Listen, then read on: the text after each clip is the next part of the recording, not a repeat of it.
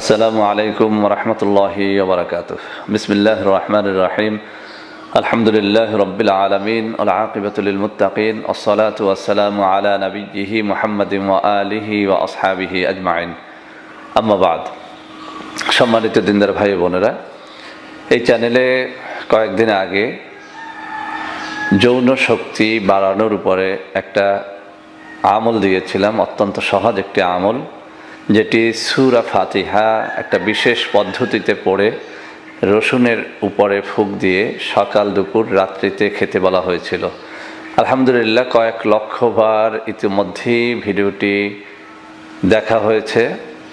বহু বহু মানুষ এর আমল শুরু করেছেন, যদিও বিস্তারিতভাবে বলার পরেও অনেক অনেক নারী পুরুষ এই ভিডিওটির বিস্তারিত জানার জন্য আমাকে বারবার ফোন করছেন, যাতে এক কথায় বলতেই হবে যে আসলেই তাদের এই জবাব দিতে দিতে আজ আমি ক্লান্ত।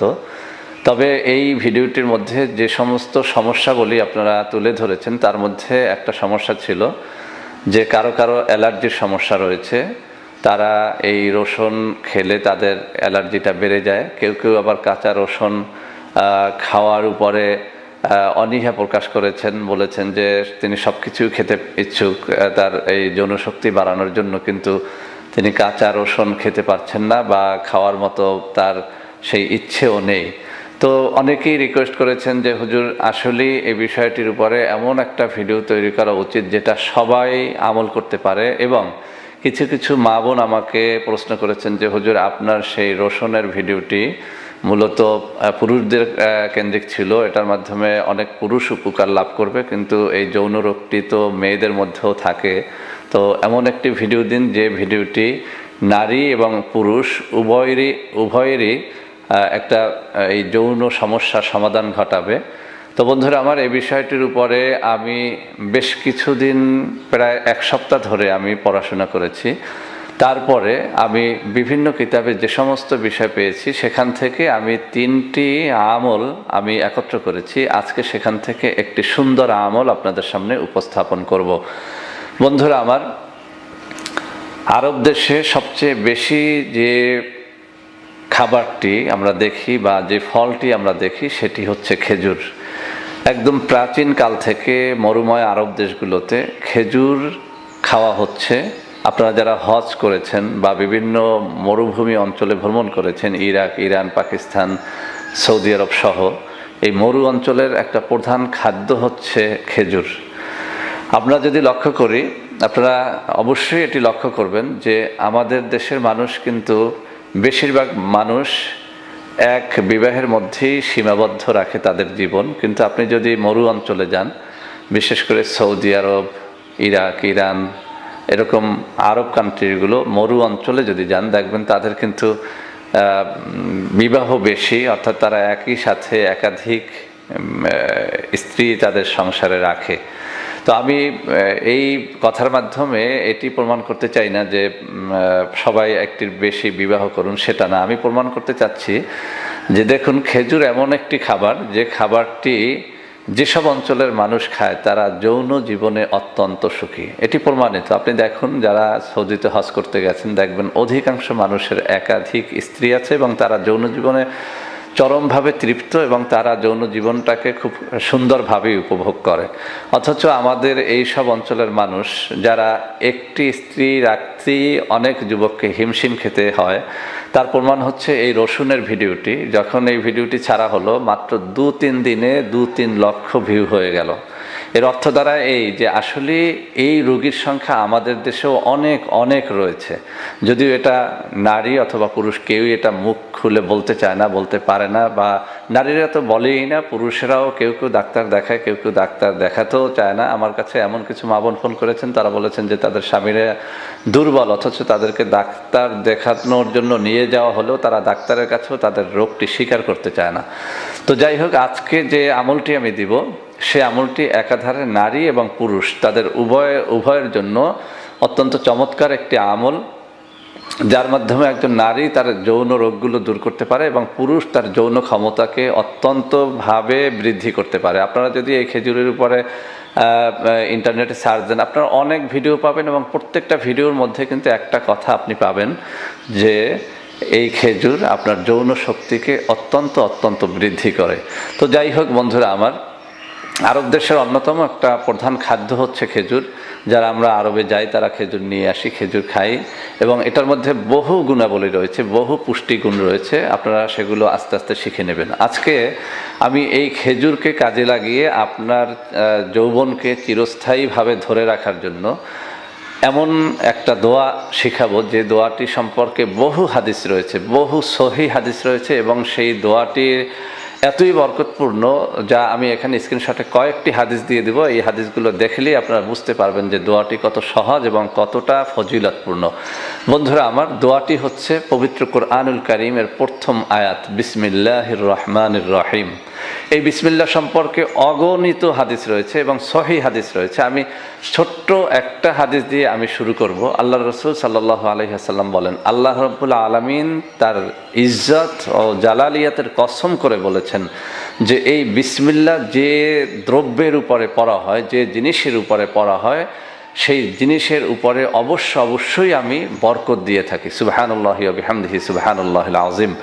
তো বন্ধুরা আমার, আরেকটি হাদিস আমি বলবো এই বিসমিল্লাহ সম্পর্কে, বিসমিল্লাহর ফজিলত সম্পর্কে। হযরত খালিদ ইবনে ওয়ালিদ, যার কথা আপনারা সবাই জানেন, মুসলিম মাত্র জানেন, যে ইসলামের একজন মহান বীর ছিলেন, যিনি তার জীবনে কোনো যুদ্ধে হারেননি। সেই খালিদ ইবনে ওয়ালিদ একটা যুদ্ধে গমন করলেন। কুফরি শক্তি, তার ঈমানি তেজ, তার এই ইসলামকে পরীক্ষা করার জন্য তাকে বিষ ভর্তি একটা বোতল দিয়েছিল এবং তাকে পান করতে বলা হয়েছিল। তিনি তাদের সামনে বিসমিল্লাহির রহমানির রহিম বলে বিষের ভিতর ফুঁক দিয়ে বিষ পান করেছিলেন। সাথে সাথে এই বিষ পানিতে রূপান্তরিত হয়ে গেছিল, অর্থাৎ তার কোনো ক্ষতি এই বিষ করতে পারেনি। সুবহানাল্লাহি ওয়া বিহামদিহি সুবহানাল্লাহিল আযীম। একজন রোম সম্রাটের কথা হাদিস শরীফের মধ্যে উল্লেখ রয়েছে। একজন রোম সম্রাট হযরত ওমর রাদিয়াল্লাহু তাআলা আনহুকে তার তীব্র মাথা ব্যথার কথা জানিয়ে তার চিকিৎসা করতে বলেছিলেন। হযরত ওমর রাদিয়াল্লাহু তাআলা আনহু তাকে একটা টুপি প্রেরণ করেছিলেন, এটি হাদিসে রয়েছে। তো যখনই রোম সম্রাট সেই টুপিটি মাথায় পড়তো, সাথে সাথে তার মাথা ব্যথা ভালো হয়ে যেত। যখনই টুপিটি খুলে ফেলতো, সাথে সাথে তার তীব্র মাথা যন্ত্রণা আবার শুরু হয়ে যেত। তো রোম সম্রাট কৌতূহল করে সেই টুপির ভিতর থেকে একটা তাবিজ খুঁজে পেলেন। সেই তাবিজের ভিতরে যখন তাবিজটা খোলা হলো, ভেতরে পাওয়া গেল যে কিছুই লেখা নেই, শুধু লেখা রয়েছে বিসমিল্লাহির রহমানির রহিম সুবহানাল্লাহি ওয়া বিহামদিহি সুবহানাল্লাহিল আযীম। তো বন্ধুরা আমার, এই হাদিসগুলো আমি স্ক্রিনে দিয়ে দেবো যাতে করে আপনারা বুঝতে পারেন যে আসলে বিসমিল্লাহর ফজিলতটা কি। তো আমি যে কিতাবের মধ্যে পড়েছি সেখানে এই খেজুর এবং বিসমিল্লাহ এই দুটোর ফজিলতকে এভাবে বর্ণনা করা হয়েছে যে সকাল, দুপুর, রাত্রিতে খেয়াল করবেন। যদি এটা আপনারা খেয়াল না করেন তো আপনারা কিন্তু বারবার আমাকে কমেন্ট করবেন, ফোন করার চেষ্টা করবেন, এবং একই জিনিস যা আমি ভিডিওতে বলে যাচ্ছি আবারও সেই জিনিসগুলো আপনারা জানার চেষ্টা করবেন। তাতে করে আমার খুব কষ্টটা বেড়ে যাবে। আমি আপনাদেরকে অনুরোধ করব ভিডিওটি খেয়াল করে এই থেকে খেয়াল করে শোনার চেষ্টা করবেন। সকাল, দুপুর, রাত্রিতে 3টি করে খেজুর নেবেন। বাজারে যে খেজুর পাওয়া যায় সেটা কম দামি হোক, বেশি দামি হোক, একটু পরিচ্ছন্ন খেজুর হতে হবে, যাতে করে ফরমালিনযুক্ত বা এরকম খারাপ কোনো খেজুর না হয়, যাতে করে আপনি আরও অসুস্থ হয়ে না পড়েন। তো আপনি সকালে 3টি, দুপুরে 3টি, রাত্রে 3টি খেজুর আপনি ধুয়ে মুছে আপনার হাতের তালুতে নেবেন এবং ডান হাতের তালুতে নেবেন, এবং আপনি বিসমিল্লাহির রহমানির রহিম এই আয়াতটুকু এক শ্বাসে 3 বার পাঠ করবেন। যেমন আমি পাঠ করে দেখাচ্ছি, বিসমিল্লাহির রহমানির রহিম, বিসমিল্লাহির রহমানির রহিম, বিসমিল্লাহির রহমানির রহিম। এভাবে করে আপনি খেজুরের উপরে ফুঁক দিবেন। 3 বার পড়ার পরে ওই শ্বাসটি ছেড়ে দিবেন না, ওই শ্বাস রাখা অবস্থায় আপনি খেজুরের উপরে ফু দিবেন। এভাবে করে আপনি 7টি ফু দিবেন। তাহলে দেখা গেল আমি যদি 3 বার পরে একটা ফু দেই, এভাবে যদি আমি 7টি ফু দেই, তাহলে আমার মোট বিসমিল্লাহির রহমানির রহিম 21 বার পড়া হলো। তো এভাবে করে আমি সকালে 3টি খেজুরে আমি 3 বার পরে একটি ফু, এভাবে 7টি ফু দিলে 21 বার মোট বিসমিল্লাহির রহমানির রহিম পড়া হলো। এভাবে যখন আমার পড়া হয়ে যাবে, আমি এই 3টি খেজুর আমি খেয়ে ফেলবো। দুপুরেও একই সিস্টেমে আমি খেয়ে ফেলবো। এটা আপনি খাবারের আগেও খেতে পারেন, খাবারের পরেও খেতে পারেন, এ নিয়ে প্রশ্ন করবেন না। রাত্রেও ঠিক একই পদ্ধতিতে আপনি খেজুর 3টি খাবেন। তাহলে দেখা গেল 3 3 9টি খেজুর দৈনিক, এবং আপনি 21 বার বিসমিল্লাহির রহমানির রহিম পড়বেন, প্রতি 3 বার এক শ্বাসে পড়বেন, শ্বাস না ছেড়েই আপনি খেজুরের উপরে ফু দিবেন।